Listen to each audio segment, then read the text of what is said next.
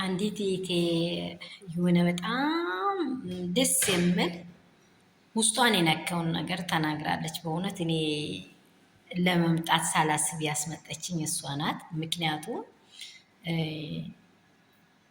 አብርሽና ሩታ እንዲጣሉ ከማድረግ የህዝብም እጅ አለበት።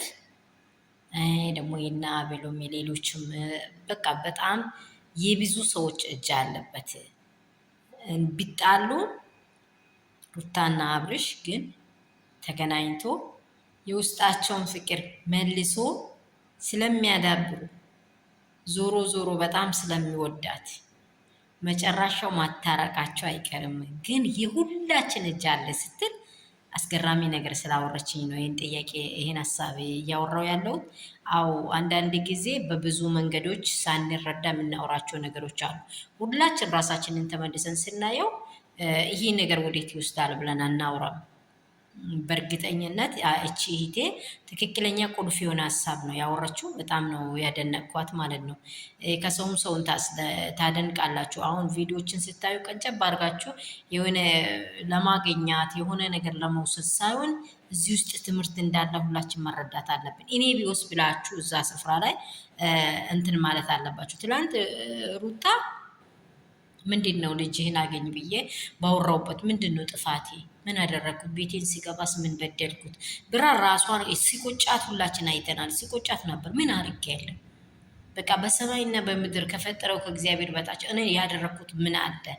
በቃ በእግዚአብሔር መማል ከባድ ነገር ነው። እኛ በሰው የሚለን እንኳን አንድ እርምጃ ማሄድ አንችልም። በእግዚአብሔር በዚህ ግሬስ ሰማይና ምድርን በሌለበት አምጥቶ የፈጠረን ጌታ እግዚአብሔርን መማል በጣም ከባድ ነው። ግን እንደዚህ ስትምል በህይወቷ ላይ ያለፈችው ነገር ስላለ ነው። አብሮሽ ደግሞ እሷ እንዲህ የሚያደርገው ለምንድን ነው ብላ ስትገነጽበው፣ አብሮሽ ደግሞ ሩታን ለማየት ከብዶታል።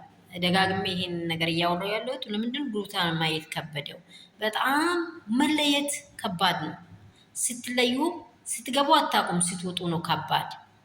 መውጣት ከባድ ነው። እንዴት አድርጎ እሷን ከሱ ውስጥ ማውጣት እንዴት እንደሚችል አቅቶታል። ልጁ ነው ልጅነት ልጄ እያለ ሲያወራ ነበረ። አይታችኋል። እኔ እሱ ቦታ ቢሆንስ ብለን ብናስብ በጣም ከባድ ነው። ሰላም ሰላም ቤተሰቦች እንደምን አረፈዳችሁ? ሁሉ ሰላም፣ ሁሉ መልካም ነው ወይ? እኔ ጋር ሁሉ ሰላም ነው።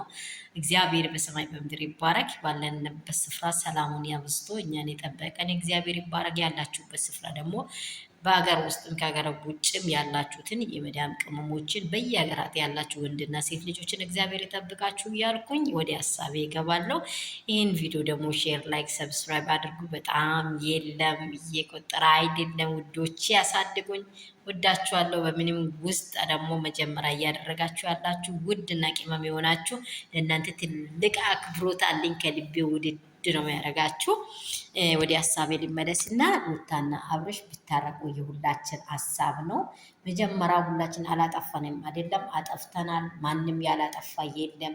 በሰው እንጀራ ላይ ሁሉም ቢላ አስገብቶታል። ሁሉም እሾክ አድርጓል።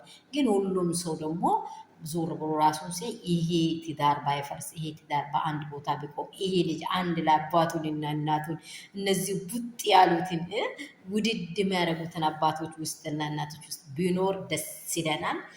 አብርሽም ደግሞ ደግሜም ደጋግሜ ላለ ቆሜ ብላይ አስብ። ጉድጓድ ከፊቴ ላይ እየቆፈርክ አትሂድ። ከሩታዬ ውጪ እውነት መኖር ይከብዳል። እኔ ስላየዋት እኔ በራሴ ብዙዎች ገንዝበዋሉ። ግን ምርጥ ሴት ናት እና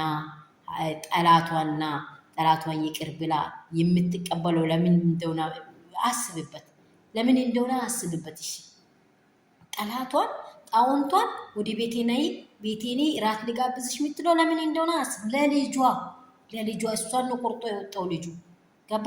ያችም ደግሞ እንደዚህ ልጅ ይፈጠራል። ዞሮ ዞሮ ሰው ነውና ሁሉ ሰው ነውና በቃ ልጅ ይፈጠራል። ከዛም ከምትሰቀል ከአሁኑ ልጅ ጋር ተመለስ እያለች ነው። አስብበት። ትንክ አድርገው